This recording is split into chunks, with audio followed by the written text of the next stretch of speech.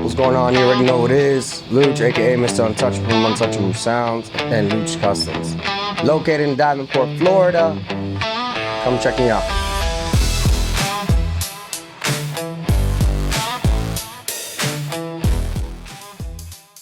So I've always cared about doing it the right way, always, since I've started my business in 2008.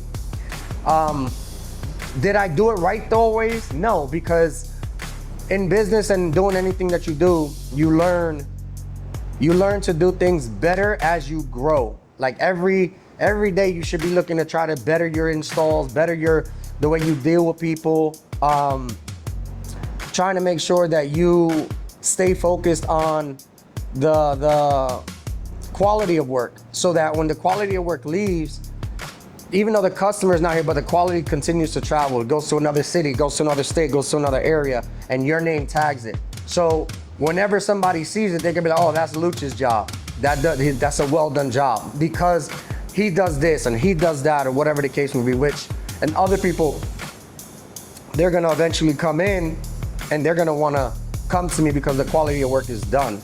Like, we're not cheap by any means. I'm not saying I'm not cheap. Oh, I'm not saying I'm cheap at all, because I'm not. But the quality of work is top notch, whether it's $10 or $100,000. The same quality of work, the same mindset of building that vehicle is my forte. So like, I take too much pride in myself and in my work for me to take a shortcut because this person doesn't want to spend the money to do it right. And I'm quick to tell people, it's better off you go somewhere else, because I'm not the shop for you. So everybody that brings me their car has an idea of what they want. So for me, when I talk to somebody about a car, what's being built, I ask them, what is their vision for their car? What is it that they value of the car? What is it that they want their vehicle to do? Whether it's a Slingshot, K&M, Jeep, motorcycle, whatever the case may be. And then we gotta be realistic with what exactly is it that you're wanting, because if you're wanting something like what's behind me, but you're saying you only got $5,000, it's not gonna happen. So we gotta be realistic with your expectations, what your vision is, and then we gotta make sure that you are comfortable with what you're wanting, and then we gotta find out your budget on when you're doing it. Because again, a lot of things with me is not about money, but everything costs money to do. So that's where we need to stay focused on a lot of things, where when we go into a customer comes in, I wanna see what they want and what they expect to get out of it.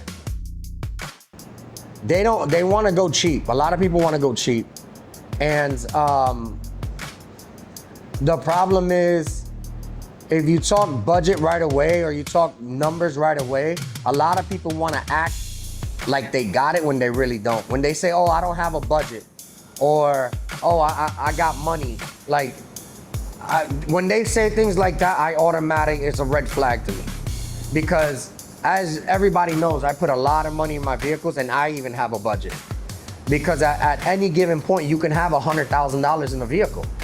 So we want to be able to be realistic and go in, okay, well, I do have a budget.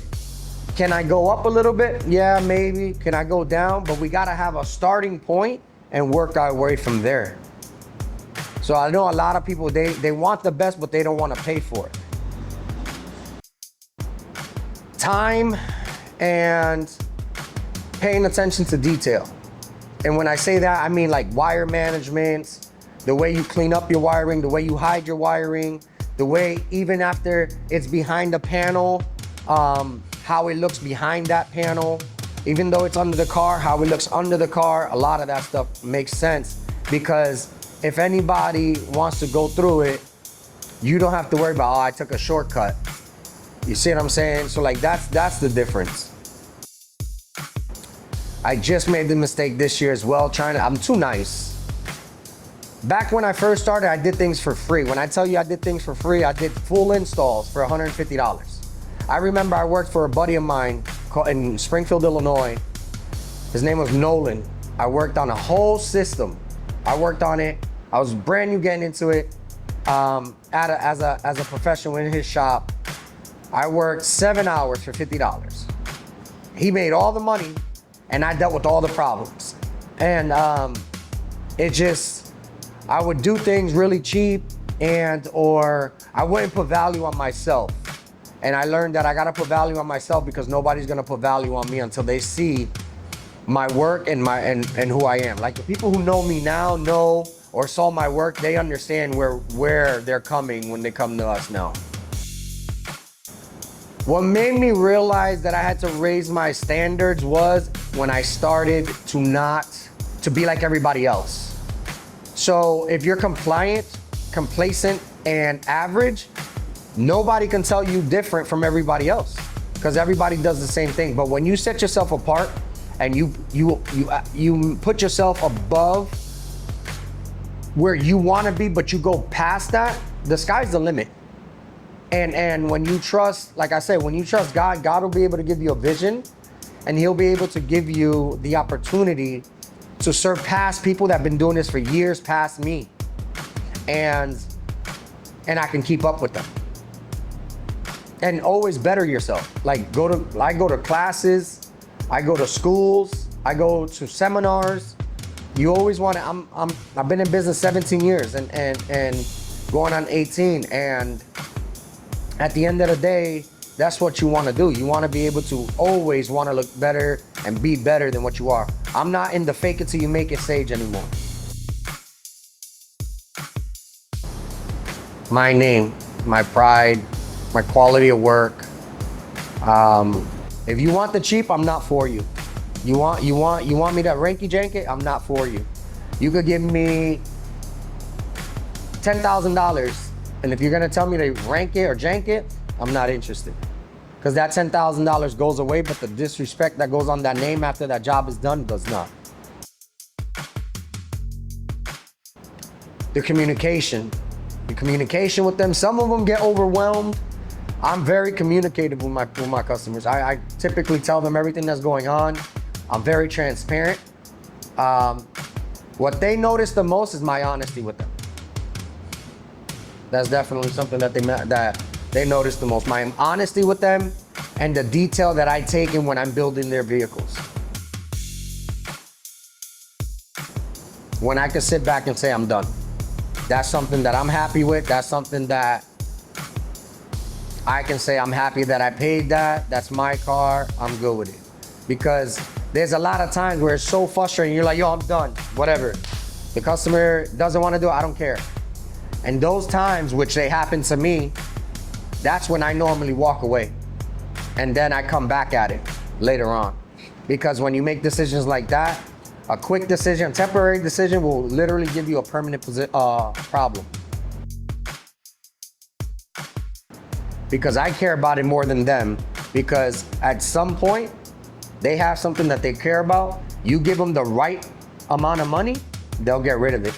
You can't give me the right amount of money. No amount of money is gonna be able to take away my dignity, my loyalty to my brand, and this is who I am. This is literally who I am. You can't take that from me. You take my business from me, you take my identity. You can't buy my identity. You can't buy what I teach my son to be able to get something, work hard at it, where you can call it yours. Absolutely. So when a lot of people want to devalue your brand or say, oh, well, this person could do it cheaper. Real quick question is, if we go ahead and you got that customer and you got that shop and my shop, that shop is cheaper. If we put the same pricing together, so we quote the same thing, who would you go with? If the answer is me, now my question to you is why? Is it because I'm better? Is it because I do better work? Is it because of the quality? So if that plays, then you're putting what you care about so much, you're putting a price on it. So the same way that you don't want anybody to devalue you, you don't devalue the person, especially because other shops will do it cheaper, but they're not gonna do the same quality of work. So with me, whether the price is lower or this not, same quality of work stays with the job. And then after the job, that's the crazy thing. I catch up with my customers. I check up on them. I ask them how they're doing. I ask them how the build is. If they have any questions, any feedback, I always do it. Because it becomes a relationship. You're not a one-time customer. My goal is to have it where you become family. pride, happiness, excitement. They can say, I'm proud of this. They can say, it was worth it. You're gonna starve. You gotta have that grit. You gotta be able to eat ham and cheese sandwiches. You gotta be able to eat ramen noodle. You gotta be able to sacrifice looking like you got the money, looking like you got everything, the cars and everything else. You gotta be able to sacrifice that and go to car shows with people who have better cars than you.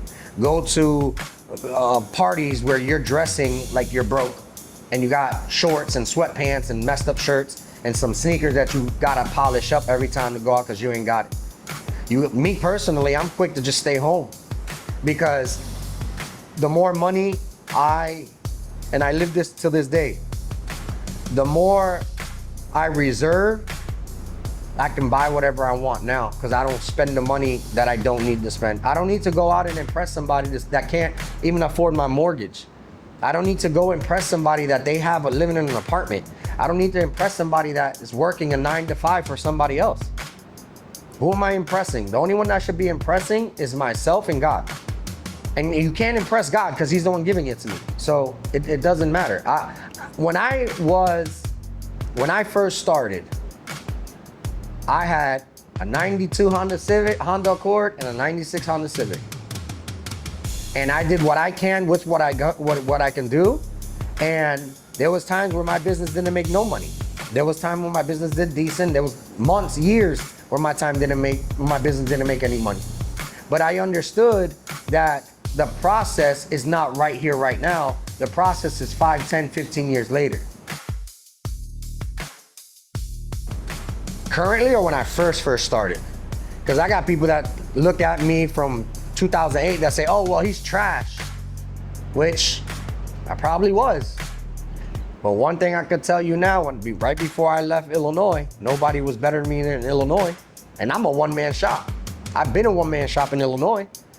And those people are having multiple employees. And I do it all by myself. And I can tell you now, in Davenport, Florida, nobody around here is doing it like me.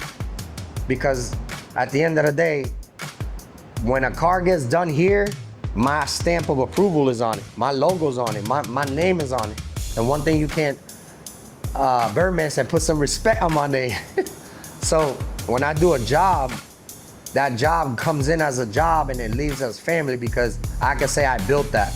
Whether they talk, whatever the case may be, I can say I did that and I did that the right way to honor God, because it literally tells you do your work for you to honor God. So a lot of people need to understand that when I do things, I don't do it just to do it, just to get the job done. I do it because I want God to be like, you did a good job. You did everything you could. For my son and my daughter, I want them to understand that your father worked his butt off to give you the best life that you can have. The work ethic for them to understand that they don't need to ask anybody for nothing. And if they did need to ask anybody for anything, that it's okay to be independent, but it's also okay to ask for help. I know that's contradicting, but because nowadays you can't ask anybody for nothing because they throw it in your face. So I teach my kids, you don't have to ask. If you don't have to ask, don't ask. If you could do it yourself, do it yourself. And even when you ask somebody for something, make sure you pay them so they can't say they did anything for you. So I want my kids to understand the work ethic, their manners, their respect, for them to respect themselves, respect God, honor God. My friends, I want my friends to if they're my friends, they understand who I am. They understand that I will do anything for them. My best friend, my brother Buff, Brian, Reggie, like they know that I'll do anything for them. It's just, I want them to understand that and know that I'm a man of God, I'm a child of God, that I love God, and that God's first in my life. And to understand that it's okay to not be perfect as long as you're working towards being a better person, a better version of who you were yesterday than you are today.